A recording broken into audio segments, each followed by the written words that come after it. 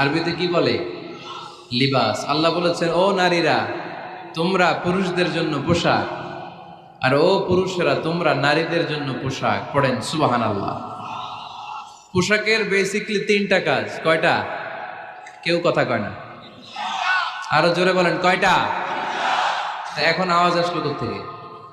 আওয়াজ করে উত্তর দিবেন, চিল্লায় বলেন পোশাকের কাজ কয়টা?